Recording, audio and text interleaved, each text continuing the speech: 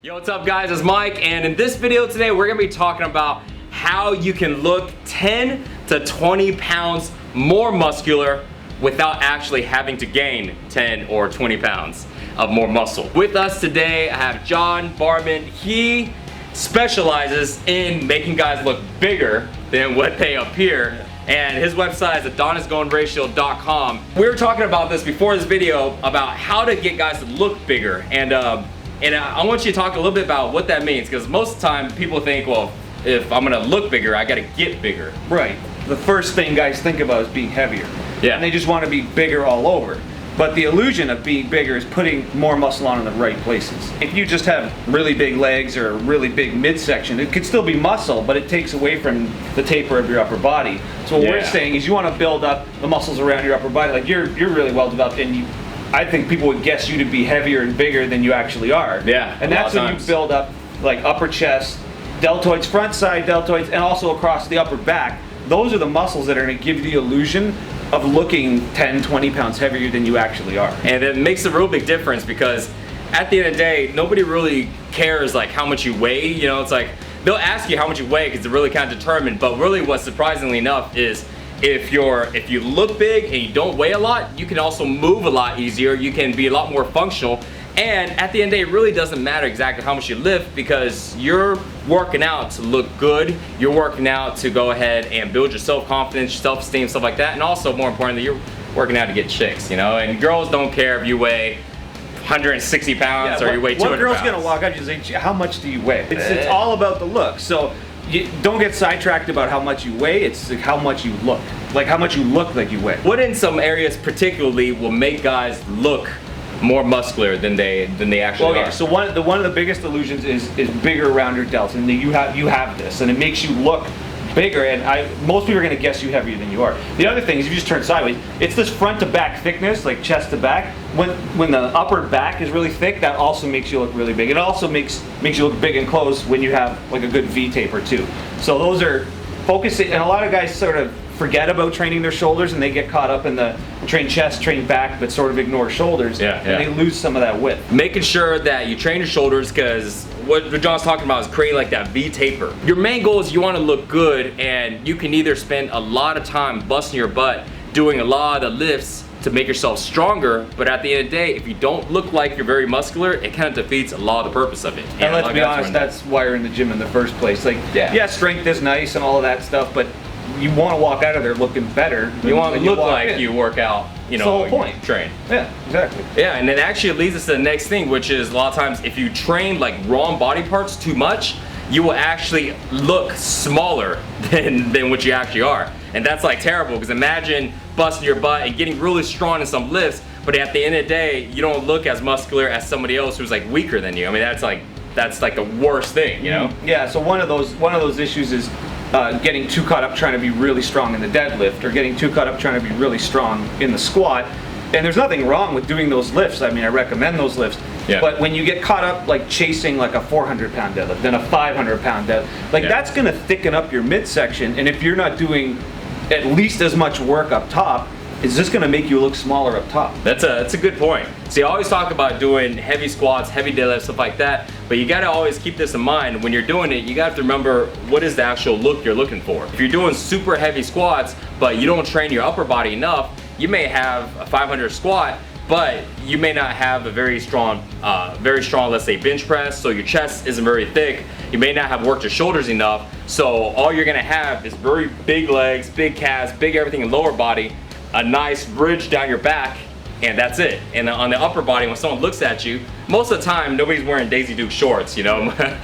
Well, you might be wearing Daisy Duke shorts. Nothing wrong with that. Well, yeah, there might be something wrong with it. Exception of the fact that when you're wearing Daisy Duke shorts, that's the only time a 500-pound squat would be really, really beneficial.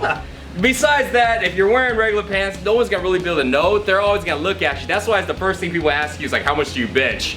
Because it's more important for most guys though to have like that type of ratio and to have like the upper body to really get that muscular look. People's first impression of your look is not gonna come from your lower body, it's gonna come from this, like how dominant the upper body looks, how wide it looks, and how thick it looks. So it's a three-dimensional look. It's not just width, it's also thickness. So you kind of have to pay attention to all the muscles around the top. I've never had a girl that goes, wow, you know, let me see your legs. All right, so the next thing we're gonna be talking about is looking leaner to look bigger. A lot of people don't realize this, and it's kind of weird because I used to be 200, I got up to about 225 pounds. This picture right here, I was actually close to about 220 in this picture.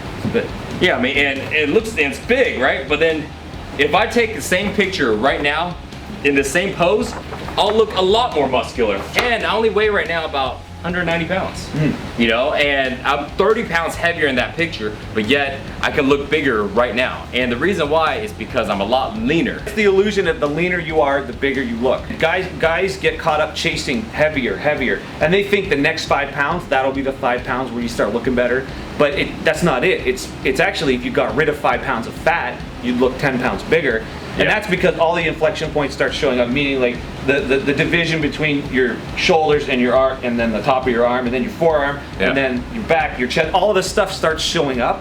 And if it's covered under a layer of fat, you kind of don't see any of the difference from one muscle to the next. And you're wondering, like, why don't I look big enough? It's the lack of definition that makes you look small. There's like a clear indication of when a muscle stops and when a muscle starts when you're leaner, but when you have that fat covering it, you can only kind of see part of the muscle, and then there's like a kind of like a gray area between one muscle and the other because it's covered by the layer of fat, so you can't really tell. So automatically, the muscles, because they're less emphasized, they look smaller. Guys try to big their way into definition. They think, oh, if this muscle's just a bit bigger, I'll get that definition. But that's not what happens. And so across the board, when guys finally learn to get leaner, they're like, I look way better and I look way bigger. People always guess, you know, that the leaner guy is 10, 20 pounds heavier. Yep. And they're always shocked, and they never guess. I'm still shocked you're 195 pounds. But people never guess it right. They never guess it right. They think I'm 215 or something. Yeah, I would have guessed about 215. Yeah, and I'm really good at guessing too. Yeah, so it's a total illusion. And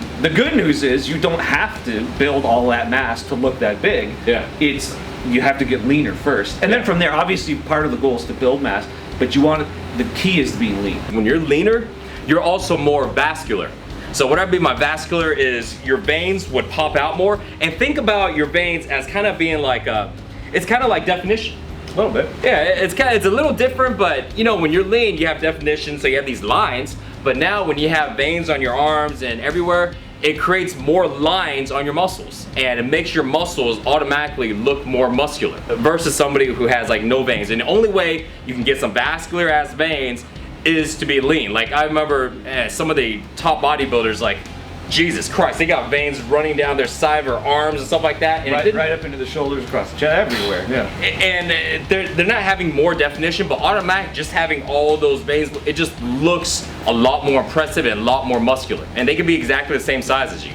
And that look, the only way it can be created is by getting leaner. It takes longer to build muscle than it is to lean down. A good amount of muscle to put on in like about 12 months would be anywhere from 10 pounds up to maybe about 15, 20 pounds, but that's over like a 12-month period.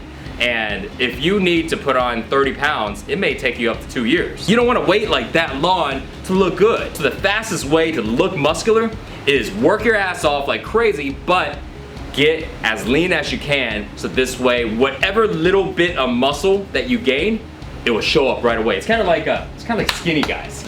You know, the guys that like they're thin, like they don't have a lot of muscle, but they look super ripped, and then they put on like 5 pounds of muscle and they look like huge. Super impressed. And it's motivating. Like if you're lean, the whole time you're gaining, it looks good. It feels better to gain muscle when you're lean because you can constantly see the progress. Whereas if you're trying to be too bulky, you may have gained 5 pounds of muscle and you won't see it. It'll be buried under a layer of fat. You'll lose some motivation. You'll be like, is this really working? And that's when you get caught up thinking, maybe I'm just not big enough yet. But why not look good the whole time? The last point we're gonna talk about is now you wanna look muscular, so what to wear. Big shirts or wearing shirts versus no shirts. A lot of guys think they're bigger than they really are, and they think they should actually be wearing an XL shirt, but that's not the case. I mean, you gotta wear something that fits, and a lot of guys just wear shirts that are too big. I don't know, John. I mean, I think big shirts might be okay. Let's see what y'all guys think.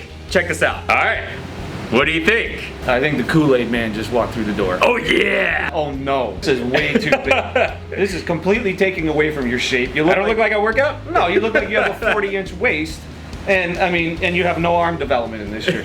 This shirt's clearly hiding what you got. So you're suggesting we should go smaller with shirts. Something that's a little more fitted. Check this out. All right.